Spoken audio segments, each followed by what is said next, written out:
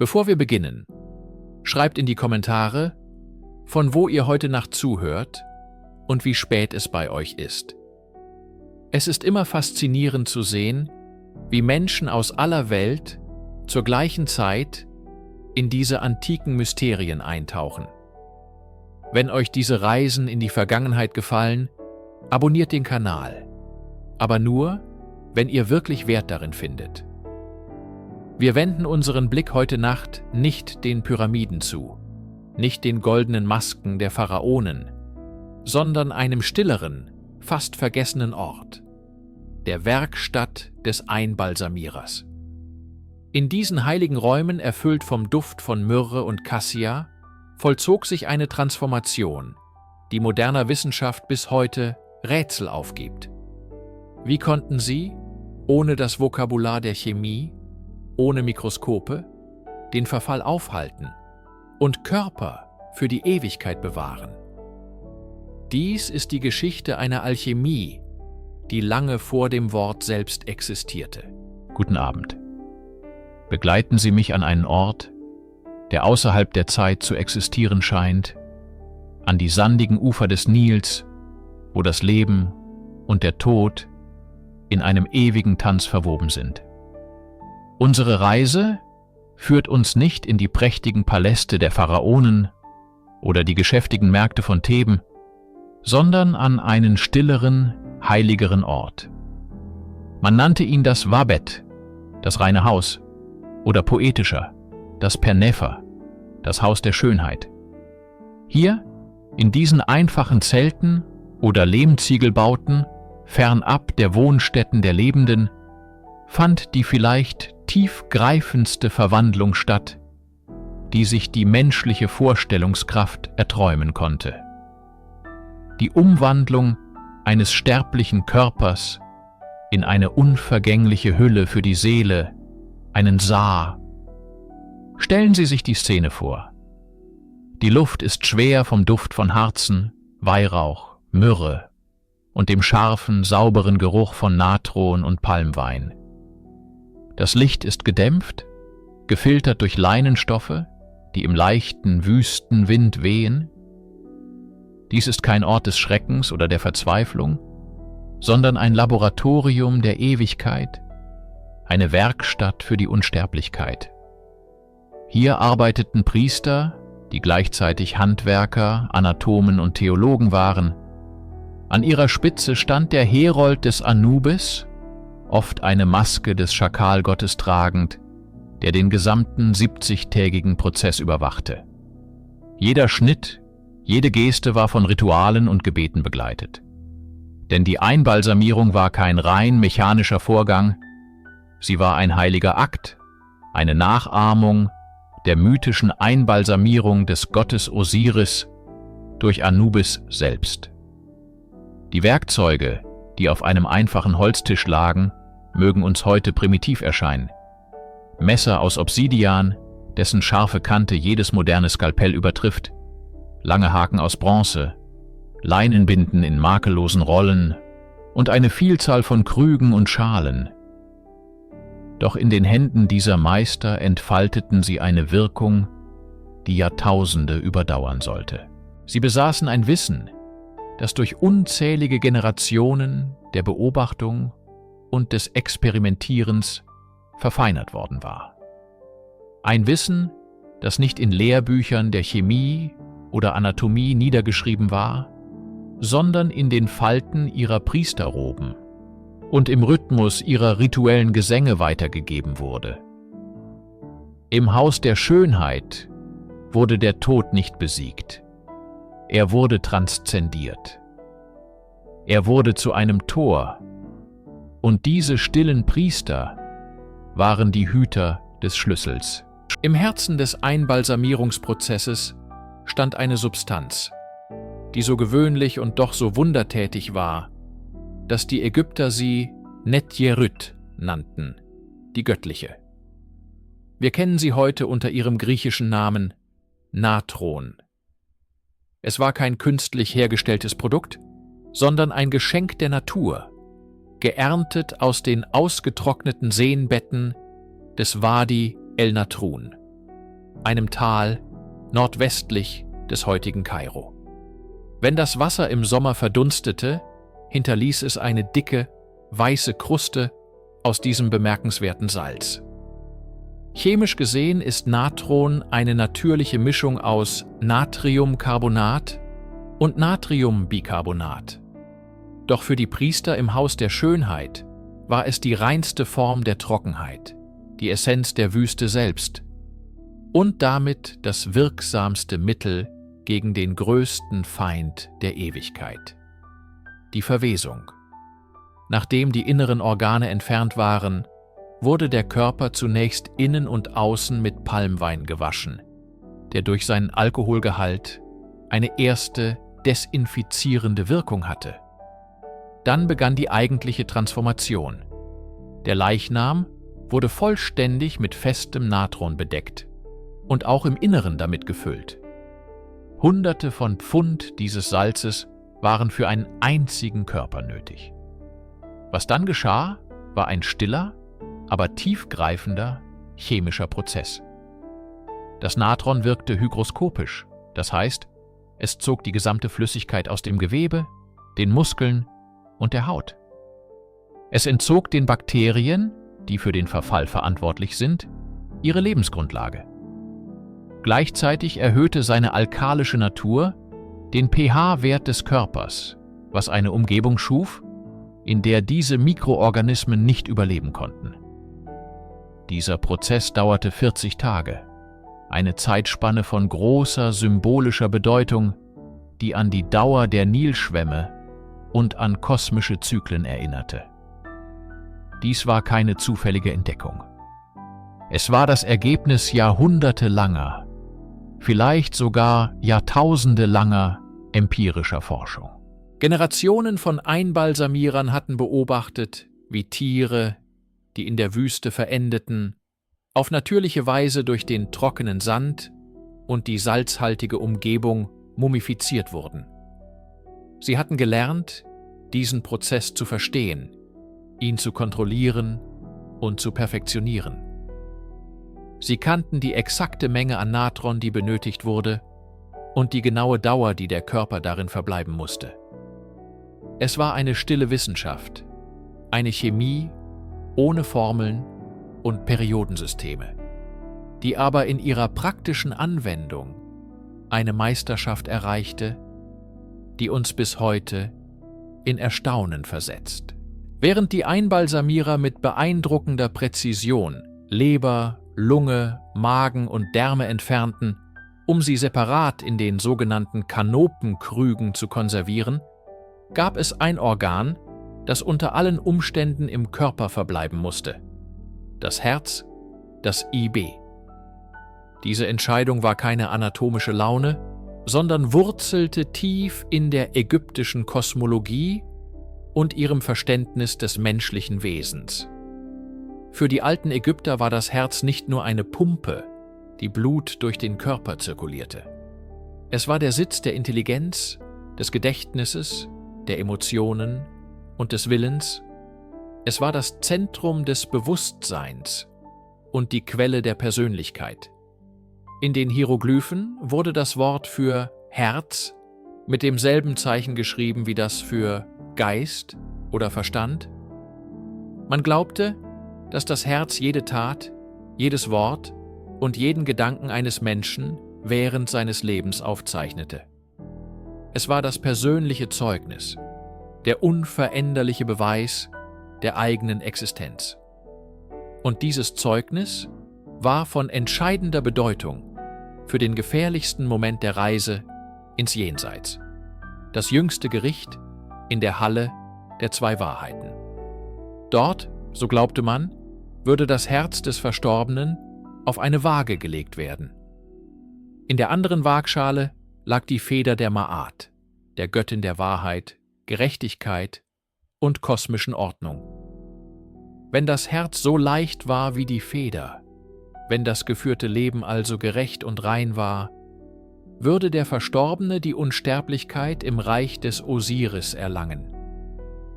War das Herz jedoch schwer von schlechten Taten, würde es von der monströsen Verschlingerin Ammit gefressen werden, und die Seele würde endgültig aufhören zu existieren. Das Herz im Körper zu belassen, war also keine Option, sondern eine theologische Notwendigkeit. Es war die Fahrkarte des Verstorbenen zum jüngsten Gericht. Oft wurde ein schützendes Amulett, ein sogenannter Herzskarabäus, auf das Herz gelegt oder in die Mumienbinden eingewickelt. Auf seiner Unterseite waren Zaubersprüche aus dem Totenbuch eingraviert, die das Herz anflehten, im entscheidenden Moment nicht gegen seinen Besitzer auszusagen. O mein Herz meiner Mutter, o mein Herz meiner verschiedenen Lebensalter, erhebe dich nicht als Zeuge gegen mich. Diese Praxis zeigt die tiefgreifende Verbindung zwischen dem physischen Akt der Mumifizierung und dem komplexen spirituellen Glaubenssystem, das ihn antrieb. Im scharfen Kontrast zur ehrfürchtigen Behandlung des Herzens steht das Vorgehen der Einbalsamierer bei einem anderen Organ, dem Gehirn. Während das Herz als Zentrum des Seins galt, wurde das Gehirn als weitgehend nutzlos angesehen. Die Ägypter hatten keine Vorstellung von seiner Funktion als Sitz des Denkens oder der Steuerung des Körpers. Für sie war es lediglich eine Art Füllmaterial im Schädel, vielleicht verantwortlich für die Produktion von Schleim. Folglich war seine Erhaltung für das Leben nach dem Tod nicht nur unnötig, sondern sogar unerwünscht. Eine feuchte, weiche Masse wie das Gehirn wäre ein Herd der Verwesung gewesen, der die Unversehrtheit des Kopfes und damit des gesamten Körpers gefährdet hätte. Die Methode seiner Entfernung, die sogenannte Exzerebration, war ebenso pragmatisch wie brutal wirksam. Ein Priester führte ein langes, hakenförmiges Instrument aus Bronze oder Eisen durch ein Nasenloch und durchbrach damit vorsichtig das dünne Siebbein, den Knochen, der die Nasenhöhle von der Schädelhöhle trennt. Sobald der Zugang geschaffen war, wurde das Gehirn mit dem Haken systematisch verquirlt und verflüssigt. Anschließend wurde der Kopf des Verstorbenen so positioniert, dass die Gehirnmasse durch die Nase abfließen konnte. Manchmal wurden die Reste mit langen, löffelartigen Sonden herausgeschabt oder die Schädelhöhle mit Leinenstreifen ausgewischt. Gelegentlich wurde der leere Schädelraum anschließend mit Harz oder Leinen gefüllt, um die Form zu erhalten. Aber das Gehirn selbst wurde einfach entsorgt. Es gab keine rituelle Behandlung, keine Kanopenkrüge, keine Gebete für dieses Organ. Diese Praxis ist für uns heute, mit unserem modernen Verständnis der Neurologie, vielleicht das befremdlichste Element der Mumifizierung. Sie offenbart die Grenzen des altägyptischen medizinischen Wissens, zeigt aber auch die beeindruckende Konsequenz ihres Weltbildes. In ihrer Anatomie der Seele gab es schlichtweg keinen Platz für das Gehirn. Die Gedanken, die Erinnerungen, die Persönlichkeit, all das, was wir heute im Gehirn verorten, war für sie sicher im Herzen aufgehoben. Der Haken, der durch die Nase drang, entfernte also nicht das Bewusstsein, sondern lediglich eine Quelle des Verfalls. Ein notwendiger, aber rein technischer Schritt auf dem Weg, den Körper in ein ewiges Gefäß für den im Herzen wohnenden Geist zu verwandeln. Nachdem der Körper äußerlich durch das Natron gereinigt und getrocknet wurde, wandte sich die Aufmerksamkeit der Einbalsamierer einem ebenso heiligen wie heiklen Prozess zu, der Versorgung der inneren Organe. Für die alten Ägypter war der Körper nicht nur eine Hülle, sondern ein Gefäß, das für die Reise ins Jenseits sorgfältig vorbereitet werden musste. Doch nicht alle Teile dieses Gefäßes sollten die Reise gemeinsam antreten. Die inneren Organe, die am schnellsten verwesten, wurden als Quelle der Verunreinigung und des Verfalls angesehen. Ihre Entfernung war daher ein entscheidender Schritt, um die Unversehrtheit des Körpers zu gewährleisten. Dies war jedoch kein rein pragmatischer Akt der Chirurgie. Es war ein tiefgründiges Ritual, das von Mythologie und göttlichem Schutz durchdrungen war. Die entnommenen Organe, Leber, Lunge, Magen und Gedärme, wurden nicht einfach entsorgt. Sie waren untrennbar mit der Identität des Verstorbenen verbunden und wurden daher ebenfalls mumifiziert und unter den Schutz von 4 speziellen Gottheiten gestellt: den 4 Söhnen des Horus. Jeder Sohn war für ein bestimmtes Organ zuständig und wurde durch einen eigenen Kanopenkrug repräsentiert, dessen Deckel seinen Kopf darstellte. Imset mit seinem menschlichen Kopf wachte über die Leber. Hapi, der Pavianköpfige, schützte die Lungen. Duamutef mit dem Kopf eines Schakals war der Wächter des Magens. Und Quebecsenwef, der Falkenköpfige, behütete das Gedärme. Diese Krüge, oft aus Alabaster oder gebranntem Ton gefertigt, waren mehr als nur Behälter. Sie waren heilige Gefäße, die sicherstellten, dass die Organe im Jenseits wieder mit dem Körper vereint werden konnten. Interessanterweise wurde ein Organ bewusst im Körper belassen: das Herz. Für die Ägypter war das Herz das Ib, der Sitz des Intellekts, des Gedächtnisses und des Gewissens. Es war der Zeuge des Lebens eines Menschen und musste im Jenseits vor den Göttern beim Wiegen des Herzens Rechenschaft ablegen. Das Gehirn hingegen wurde als nutzlos erachtet und durch die Nase entfernt und verworfen. Diese sorgfältige Trennung und Bewahrung zeigt ein komplexes Verständnis von Anatomie und eine noch komplexere Kosmologie, in der jeder Teil des menschlichen Körpers einen spezifischen Platz und eine göttliche Bestimmung hatte. Sobald der Körper von seiner inneren Feuchtigkeit befreit und die Organe sicher verwahrt waren, begann die Phase, die den Verstorbenen in einen duftenden, göttlichen Zustand überführen sollte. Dies war der Moment, in dem die Werkstatt der Einbalsamierer sich in ein alchemistisches Labor verwandelte, gefüllt mit den kostbarsten Substanzen, die die antike Welt zu bieten hatte. Die wichtigsten dieser Stoffe waren aromatische Harze, insbesondere Myrrhe und Weihrauch. Diese Substanzen waren in Ägypten nicht heimisch. Ihre Herkunft war von Mythen und fernen, sagenumwobenen Ländern umgeben, wie dem Land Punt, das irgendwo am Horn von Afrika vermutet wird, oder dem biblischen Ophir. Um diese goldenen und rötlichen Tränen der Bäume zu beschaffen, entsandten die Pharaonen gewaltige Expeditionen über das Rote Meer und entlang gefährlicher Karawanenrouten. Es war ein Handel, der nicht nur Reichtum, sondern auch das ewige Leben selbst versprach. Die Nachfrage nach diesen Harzen schuf ein globales Handelsnetzwerk, das Ägypten mit den entlegensten Winkeln Afrikas und der arabischen Halbinsel verband. Für die Einbalsamierer waren Myrrhe und Weihrauch jedoch weit mehr als nur importierte Luxusgüter. Sie waren die Essenz des Göttlichen. Ihr intensiver, langanhaltender Duft sollte den Geruch des Todes überdecken und den Körper mit dem Wohlgeruch der Götter erfüllen. In ihrer Vorstellung verwandelte der Duft den Verstorbenen, machte ihn für die Götter im Jenseits annehmbar. Aus moderner wissenschaftlicher Sicht verstehen wir, dass diese Harze bemerkenswerte antibakterielle und antifungale Eigenschaften besitzen.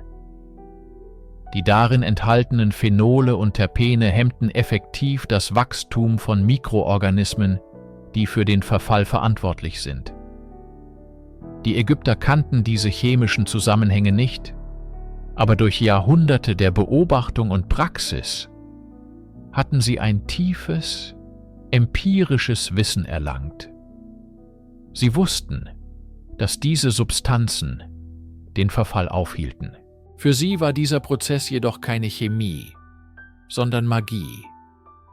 Eine heilige Kunst, bei der das Harz nicht nur das Fleisch konservierte, sondern die Seele reinigte und den Körper in eine unvergängliche Statue für die Ewigkeit verwandelte. Neben den heiligen Harzen verfügten die Einbalsamierer über ein ganzes Arsenal weiterer Substanzen, um das Gewebe zu schützen und zu erhalten. Eine Schlüsselrolle spielten dabei verschiedene Öle und Salben, die man metaphorisch als flüssiges Gold bezeichnen könnte, sowohl wegen ihrer Farbe als auch wegen ihres unschätzbaren Wertes für den Prozess. An vorderster Front stand das Öl der Zeder.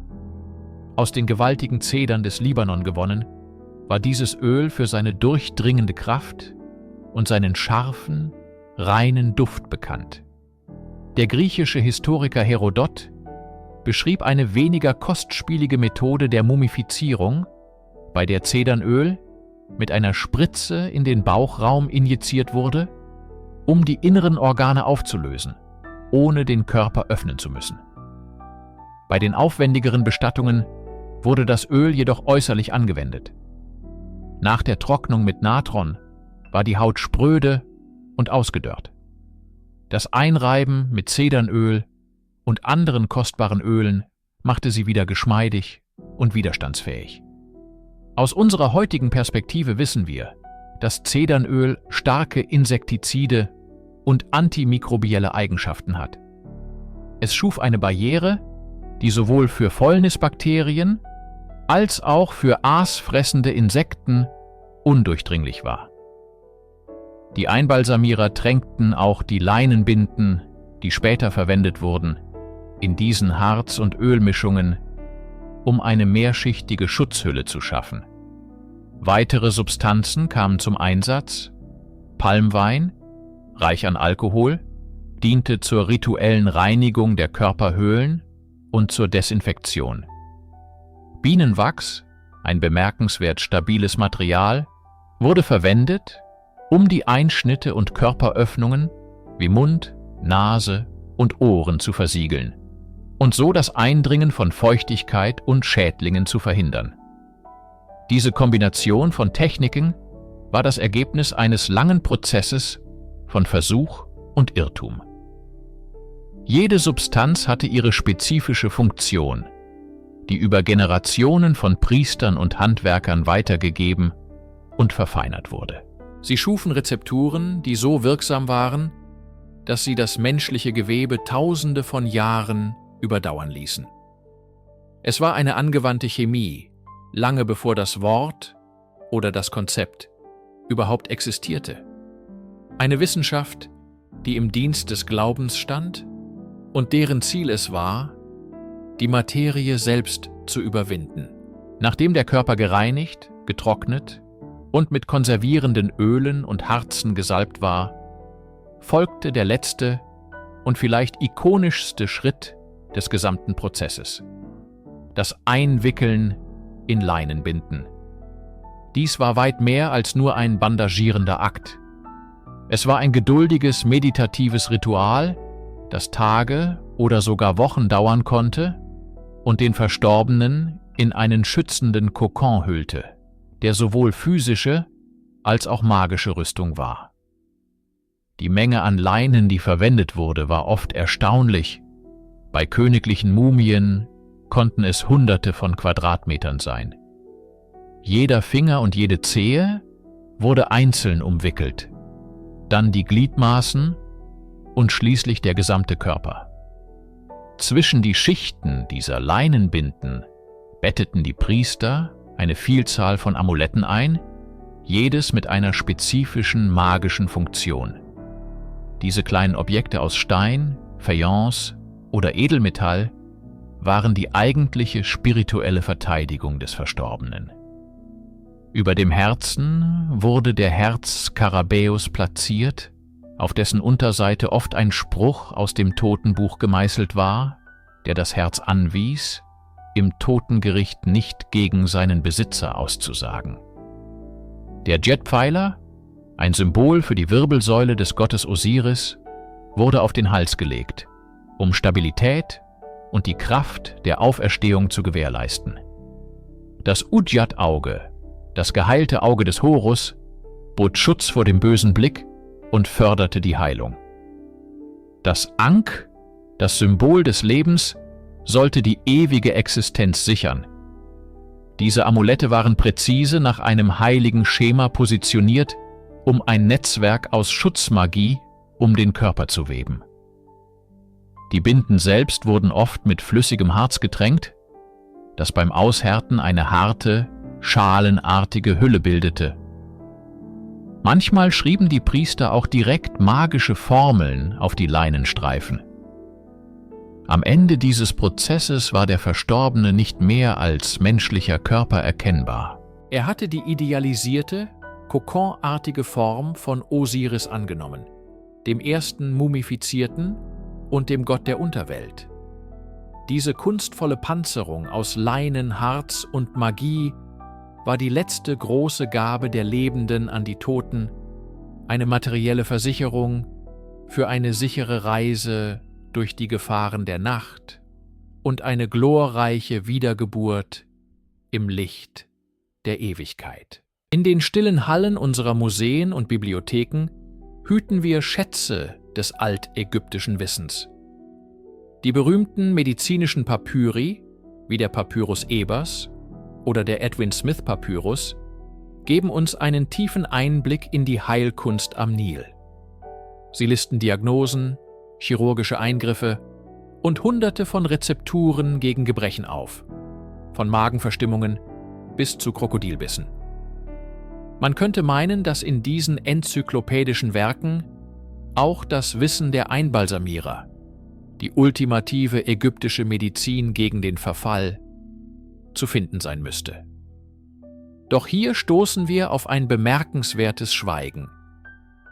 Die detaillierten Anleitungen zur Mumifizierung, die exakten Mischverhältnisse der Salze und Harze, die präzisen Schnitte und Techniken, sie fehlen.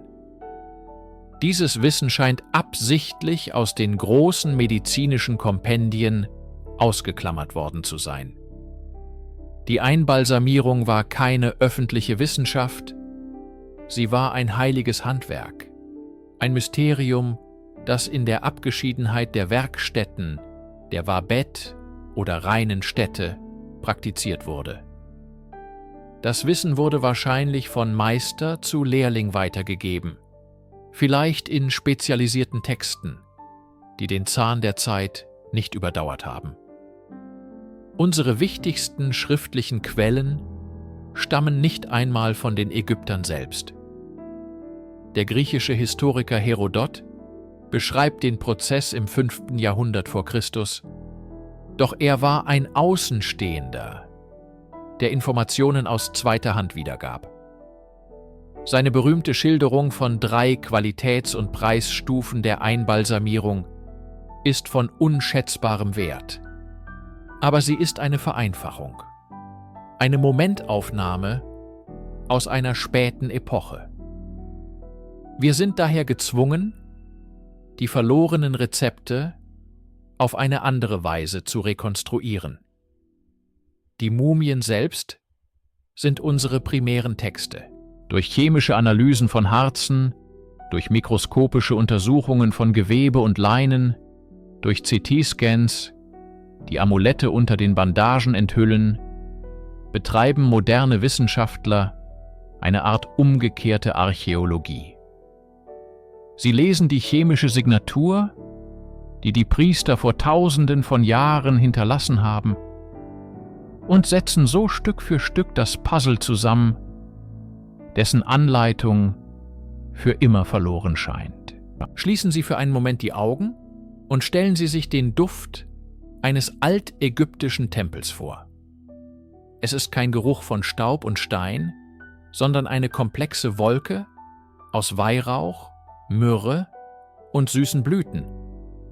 Dieser Geruch war nicht nur Dekoration, er war die Präsenz des Göttlichen. Die Ägypter glaubten, dass die Götter einen wohlriechenden Duft verströmten. Und um ihnen nahe zu kommen, musste man selbst wohlriechend sein, im Leben wie im Tod. Hier überschneiden sich die Welten der Einbalsamierer, der Priester, der Parfümeure und der Pharmazeuten. Es waren keine streng getrennten Berufe, sondern Facetten desselben Wissens über die transformative Kraft von Substanzen. Die Harze, Öle und Gewürze, die zur Einbalsamierung verwendet wurden, waren dieselben, die man in den teuersten Parfüms und heiligsten Räuchermischungen wie dem berühmten Kyfi fand.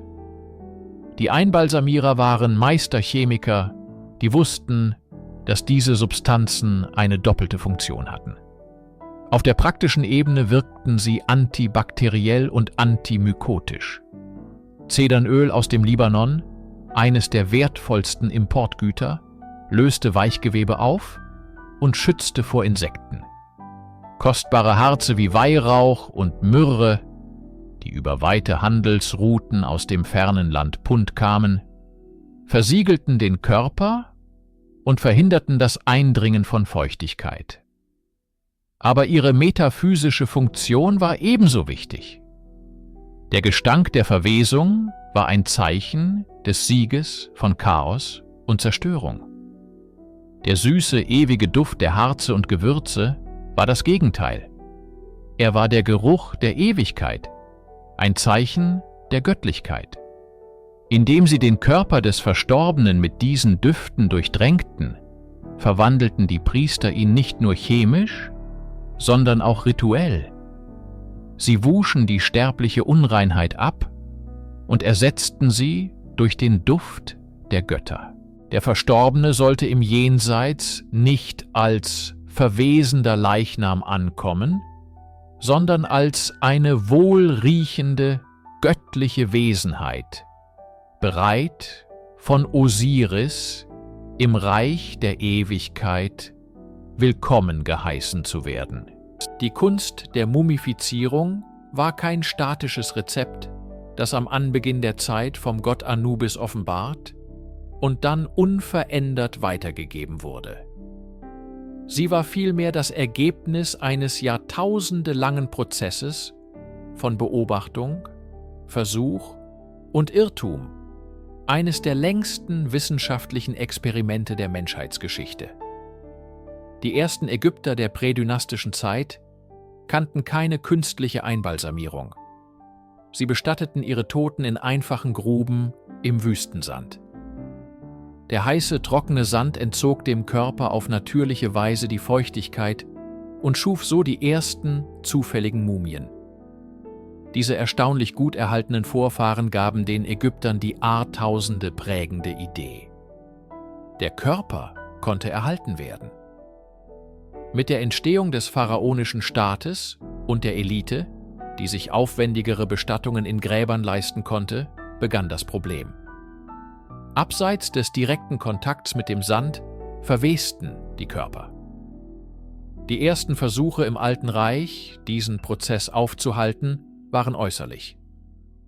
Man umwickelte den Körper sorgfältig mit in Harz getränktem Leinen, um die äußere Form zu bewahren. Doch im Inneren setzte sich die Zersetzung fort. Es war ein Lernprozess. Der große Durchbruch gelang im Mittleren und Neuen Reich. Die Einbalsamierer erkannten zwei entscheidende Dinge. Die inneren Organe, reich an Flüssigkeit und Bakterien, waren der Motor der Verwesung und mussten entfernt werden. Und zweitens entdeckten sie die außergewöhnliche Kraft von Natron, einem natürlichen Salzgemisch aus den Seen des Wadi El Natrun. Ein Körper, der 40 Tage lang in einem Haufen dieses Salzes lag, trocknete vollständig aus, ohne zu verwesen. Dies war die Geburtsstunde der klassischen Mumifizierung, die uns die prachtvollen Körper von Tutanchamun oder Ramses II. Bescherte. Doch die Entwicklung endete hier nicht. In der Spätzeit und der griechisch-römischen Periode veränderten sich die Prioritäten. Manchmal wurde die innere Konservierung vernachlässigt, während die äußere Erscheinung mit kunstvollen Bandagenmustern, Porträts und vergoldeten Kartonagen auf ein neues Niveau gehoben wurde. Diese 3000-jährige Evolution zeigt einen zutiefst rationalen Geist, der seine Methoden ständig verfeinerte, anpasste und auf der Grundlage empirischer Ergebnisse verbesserte. Aus unserer modernen, säkularen Perspektive betrachten wir die Mumifizierung oft als ein rein technisches Problem. Wie kann man einen Körper vor dem Verfall schützen? Doch für die alten Ägypter war die physikalische Erhaltung nur Mittel zum Zweck. Das wahre Ziel war weitaus tiefgreifender und spiritueller. Die Transformation des Verstorbenen von einem sterblichen Menschen in ein unvergängliches, göttliches Wesen. Die Mumie war nicht einfach ein konservierter Leichnam. Sie war eine heilige Statue, ein irdischer Anker für die Seele auf ihrer Reise durch die Ewigkeit. Nach ägyptischem Glauben bestand eine Person aus mehreren Teilen, darunter der Körper, der Lebenskraft und der Persönlichkeit oder Seele. Nach dem Tod mussten Ka und Ba in der Lage sein, zum Körper zurückzukehren, um Nahrung und Opfergaben zu empfangen. Wäre der Körper zerfallen, wären sie heimatlos und der Verstorbene würde einen zweiten, endgültigen Tod sterben. Deshalb musste der Körper, nun Sa genannt, in eine perfekte, unzerstörbare Form gebracht werden.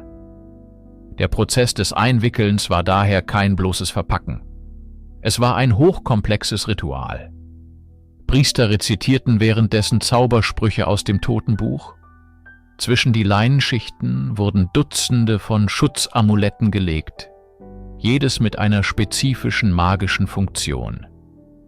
Der Skarabäus für die Wiedergeburt, der Jetpfeiler für Stabilität, das Auge des Horus für Heilung und Schutz. Die fertige Mumie, oft mit einer idealisierten goldenen Maske versehen, war kein Porträt des Verstorbenen, wie er im Leben war, sondern ein Bildnis seiner verherrlichten, göttlichen Form als Osiris, dem Herrscher des Jenseits. Den Höhepunkt dieser Transformation bildete das Ritual der Mundöffnung. Priester berührten mit speziellen Instrumenten Mund, Augen und Ohren der Mumie oder einer Statue des Verstorbenen, um symbolisch seine Sinne für das Jenseits wiederzubeleben. Erst danach konnte die Mumie wieder sehen, hören, sprechen und die Opfergaben genießen. Sie war von einem leblosen Objekt zu einem beseelten, göttlichen Abbild geworden, bereit für die Ewigkeit. In unseren bisherigen Betrachtungen haben wir uns oft auf das Idealbild der ägyptischen Mumifizierung konzentriert. Die kunstvoll erhaltenen Körper des neuen Reiches, deren Gesichtszüge noch nach Jahrtausenden eine Ahnung ihrer Persönlichkeit vermitteln. Doch die Geschichte der Einbalsamierung ist keine lineare Erfolgsgeschichte. Sie ist, wie die Geschichte Ägyptens selbst, geprägt von Höhen und Tiefen, von Innovation und, ja, auch von Verfall. In der Spätzeit und der nachfolgenden griechisch-römischen Epoche begegnen uns Mumien, die ein anderes, düstereres Bild zeichnen. Man nennt sie oft die schwarzen Mumien. Auf den ersten Blick wirken sie robust, in dicke Harzschichten gehüllt, fast wie Statuen. Doch dieser Eindruck trügt. Unter der pechschwarzen Kruste sind die eigentlichen Gewebe oft schlecht erhalten, die Knochen brüchig und die feinen Details des Körpers für immer verloren. Was war geschehen? Die Chemie hatte nicht unbedingt versagt, aber ihre Anwendung hatte sich dramatisch verändert. Ägypten war in diesen Jahrhunderten oft ein Land unter Fremdherrschaft, geprägt von politischer Instabilität und wirtschaftlichem Druck. Die aufwendigen, wochenlangen Prozesse der klassischen Einbalsamierung waren teuer. Natron war vielleicht nicht mehr in der gleichen Qualität oder Menge verfügbar, Die komplexen importierten Harze wurden durch eine billigere, allgegenwärtige Substanz ersetzt: Bitumen. Dieses natürliche Erdpech, das aus dem Nahen Osten importiert wurde, war ein hervorragendes Versiegelungsmittel. Es machte den Körper wasserdicht und hemmte das Bakterienwachstum von außen. Doch es ersetzte nicht die entscheidende innere Dehydrierung durch Natron. Die Einbalsamierer tränkten die Leinenbinden und oft den gesamten Körper in erhitztes, flüssiges Bitumen. Das Ergebnis war eine harte, schwarze Schale, die zwar die Form bewahrte, aber den inneren Verfall nur verlangsamte, nicht aufhielt. Ironischerweise leitet sich unser modernes Wort Mumie vom persischen Wort Mumia für Bitumen ab, ein sprachliches Echo dieser späten, qualitativ minderwertigeren Praxis. Diese schwarzen Mumien sind ein stummer Zeuge einer Zeit des Wandels, in der die äußere Form des Rituals wichtiger wurde als sein ursprünglicher, erhaltender Zweck. Sie zeigen uns, dass das Wissen der Einbalsamierer nicht statisch war, sondern sich den Umständen anpassen musste, manchmal zum Nachteil derer, die sie für die Ewigkeit bewahren sollten. Wer waren die Menschen, die dieses komplexe Wissen über den menschlichen Körper und seine Konservierung besaßen? Sie waren die Uti, die Einbalsamierer, Mitglieder einer hochspezialisierten und geheimnisvollen Zunft. Ihr Beruf war ein Paradoxon im Herzen der ägyptischen Gesellschaft. Einerseits verrichteten sie eine der heiligsten Aufgaben. Sie bereiteten den Verstorbenen auf seine Reise in die Ewigkeit vor und ermöglichten so seine Wiedergeburt. Ihre Arbeit war unerlässlich für die Aufrechterhaltung der kosmischen Ordnung, der Ma'at. Andererseits galten sie durch ihren ständigen Umgang mit dem Tod als rituell unrein. Diese Ambivalenz führte dazu, dass sie oft in eigenen Vierteln, am Rande der Siedlungen oder in der Nähe der großen Nekropolen wie Theben oder Memphis lebten und arbeiteten. Ihr Wissen war kein akademisches, das in Papyrusbibliotheken gelehrt wurde. Es war ein praktisches, von Generation zu Generation weitergegebenes Handwerk. Eine Mischung aus empirischer Anatomie, ritueller Magie und Materialkunde. Innerhalb der Zunft gab es eine klare Hierarchie. An der Spitze stand der Herr Seshta, der Meister des Geheimnisses. Während der wichtigsten Rituale, wie dem Öffnen des Mundes, trug er oft eine Maske des Schakalgottes Anubis, des Schutzherrn der Einbalsamierung, und verkörperte so den Gott selbst. Unter ihm standen die Schreiber, die den Prozess dokumentierten, die Heritep oder Chefeinbalsamierer, die die heiklen Schnitte durchführten, und die Wetju, die für das Waschen, Salben und Wickeln des Körpers zuständig waren. Jeder Handgriff, jeder Schnitt, jede verwendete Substanz war mit religiöser Bedeutung aufgeladen. Das Wissen der Uti war ganzheitlich. Sie trennten nicht zwischen dem chemischen Prozess der Dehydrierung und dem magischen Spruch, der die Organe schützen sollte. Beides war für sie untrennbar miteinander verbunden. Ihre Werkstätten, die Wabet oder reinen Orte, waren zugleich Laboratorien und Tempel, Orte, an denen die Grenze zwischen der Welt der Lebenden und der Welt der Götter auf faszinierende Weise verschwamm. Sie waren die stillen Hüter eines Wissens, das so alt war wie die Pyramiden selbst. Die Kunst der Einbalsamierung beschränkte sich im alten Ägypten keineswegs auf den Menschen. In riesigen Katakomben, die tief unter dem Wüstensand verborgen liegen, haben Archäologen eine Entdeckung von schier unvorstellbarem Ausmaß gemacht. Millionen von mumifizierten Tieren.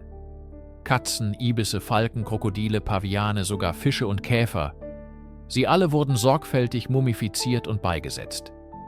Diese Praxis offenbart eine zutiefst persönliche und alltägliche Dimension der ägyptischen Religion.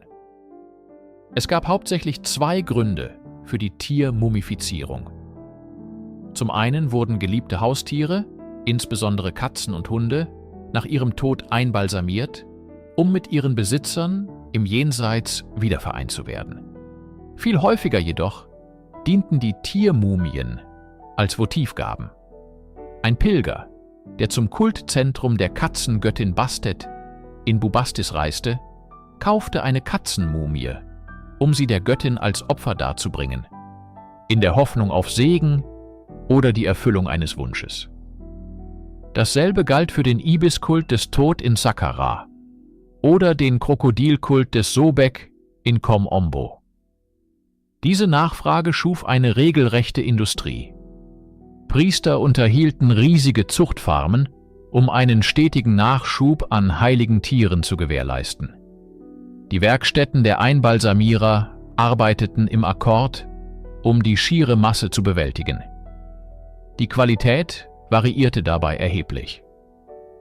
Während einige Tiermumien mit derselben Sorgfalt wie menschliche Körper behandelt wurden, zeigen moderne CT-Scans, dass viele andere eher symbolischer Natur waren. Einige aufwendig gewickelte Bündel enthalten nur ein einziges Knöchelchen, andere sind kunstvoll geformt, enthalten aber nur Schilf oder Lehm. Dies war wohl kein Betrug im modernen Sinne, sondern entsprach dem Glauben, dass die Form und das Ritual wichtiger waren als der Inhalt. Diese massenhafte Praxis zeigt uns, wie tief der Glaube an die göttliche Manifestation in Tieren in der gesamten Bevölkerung verankert war. Jede einzelne dieser Millionen von Mumien war ein Gebet, ein materiell gewordener Wunsch, eine stille Verbindung zwischen einem gewöhnlichen Ägypter und seiner Gottheit. Jahrtausende lang war unser Wissen über die Substanzen der Einbalsamierung auf die Schriften griechischer Historiker wie Herodot und die Analyse sichtbarer Überreste beschränkt. Doch im 21. Jahrhundert hat sich ein neues Fenster in die Vergangenheit geöffnet. Eines, das uns erlaubt, die molekularen Geheimnisse der Ut zu entschlüsseln. Die Archäochemie. Moderne Wissenschaftler können heute mit Methoden, die den alten Ägyptern wie pure Magie erschienen wären, die genaue Zusammensetzung der alten Salben und Harze bestimmen. Anstatt eine Mumie destruktiv auszuwickeln, erlauben uns Computertomographie-Scans und Magnetresonanztomographie einen dreidimensionalen Blick ins Innere zu werfen, den Zustand der Knochen und Organe zu beurteilen und sogar Amulette zu entdecken, die zwischen den Binden versteckt sind. Der eigentliche Schlüssel zur antiken Chemie liegt jedoch in Verfahren wie der Gaschromatographie, Massenspektrometrie, kurz GC-MS. Forscher entnehmen winzige, kaum sichtbare Proben des schwarzen, harzigen Materials von einer Mumie. Im Labor wird diese Probe erhitzt und in ihre einzelnen chemischen Bestandteile zerlegt. Das Gerät fungiert wie eine molekulare Nase und kann jede einzelne Substanz identifizieren. Die Ergebnisse sind revolutionär. Wir können nun bestätigen, dass Bienenwachs, verschiedene Pflanzenöle und Harze von Nadelbäumen wie Zedern oder Kiefern Standardzutaten waren. Aber die Analysen haben auch Überraschungen zutage gefördert. In den Salben hochrangiger Persönlichkeiten wurden Spuren von Pistazienharz und Dammerharz gefunden, Substanzen, die aus Bäumen stammen, die nur in Südostasien wachsen. Dies ist ein eindeutiger Beweis für ein globales Handelsnetzwerk, das bereits vor über 3000 Jahren Ägypten mit den entlegensten Winkeln der Welt verband. Durch die Archäochemie können wir die Rezepte der Einbalsamierer rekonstruieren, ihre Wirksamkeit bewerten und die unglaubliche Komplexität ihres Wissens schätzen. Die Chemie vor der Chemie wird so durch die Chemie von heute nicht entzaubert, sondern in ihrer ganzen Genialität erst wirklich sichtbar gemacht. Wenn wir das Wort Mumie hören, denken viele von uns instinktiv an die trockenen, in Leinen gehüllten Gestalten des Neuen Reiches. Doch die Geschichte der Einbalsamierung ist lang und vielschichtig. Und in ihren späteren Kapiteln, besonders in der ptolemäisch-römischen Zeit, tritt ein Stoff in den Vordergrund, der oft missverstanden wird: Bitumen. Das Wort Mumie selbst ist ein etymologisches Echo dieses Materials. Es leitet sich nicht, wie oft fälschlich angenommen, vom persischen Wort für Wachs ab, sondern vom arabischen Mumia, das Bitumen oder Pech bedeutet. Arabische Gelehrte, die die schwarz überzogenen Körper fanden, gaben ihnen diesen Namen, der bis heute haften geblieben ist. Bitumen, ein natürliches Asphalt, das unter anderem am Toten Meer an die Oberfläche sickerte, war eine radikale Abkehr von den komplexen, aromatischen Harzmischungen der Pharaonenzeit. Es war eine pragmatische, fast industrielle Lösung für das Problem der Verwesung. Die Einbalsamierer trugen die zähe, schwarze Masse oft großzügig über die Leinenwickel auf. Beim Erkalten verfestigte sich das Bitumen zu einer harten, undurchdringlichen Schale. Diese zweite Haut hatte eine entscheidende Funktion. Sie war absolut wasserdicht und schuf eine vollständig anaerobe Umgebung. Sauerstoff und Feuchtigkeit, die beiden Haupttreiber mikrobieller Zersetzung, wurden wirksam ausgesperrt. Diese Methode war zwar weniger ästhetisch ansprechend als die kunstvollen Vergoldungen und Harzüberzüge früherer Epochen, aber sie war unbestreitbar effektiv. Manchmal wurde der Körper sogar direkt in das flüssige Bitumen getaucht. Moderne Analysen zeigen, dass es sich oft um hochreines Bitumen aus dem Nahen Osten handelte. Ein Beweis für die weitreichenden Handelsnetze, die selbst in den späten Phasen der ägyptischen Zivilisation noch funktionierten. Die Verwendung von Bitumen markiert einen Wandel in der Philosophie der Einbalsamierung. Von einem Fokus auf die rituelle Reinigung und Duftkonservierung hin zu einer reinen, fast brutalen, physischen Versiegelung gegen die Zeit. Es war die letzte große chemische Innovation der ägyptischen Balsamiere. Ein dunkles, glänzendes Siegel gegen die Vergänglichkeit. Die Einbalsamierer des alten Ägypten führten einen Krieg, dessen Feind sie nie sahen. Sie kannten weder Bakterien noch Pilze, doch sie verstanden deren Werk mit einer tiefen, empirischen Weisheit. Jeder Schritt ihres komplexen Rituals war eine gezielte Maßnahme gegen die unsichtbaren Armeen des Verfalls. Der gesamte Prozess war, ohne dass sie es wussten, eine Form der angewandten Mikrobiologie. Der erste und entscheidendste Schlag war die Dehydrierung. Indem sie den Körper 40 Tage lang in Natron betteten, entzogen sie dem Gewebe Wasser. Sie schufen eine hyperosmotische Umgebung, in der die Zellwände von Mikroorganismen aufreißen und diese absterben.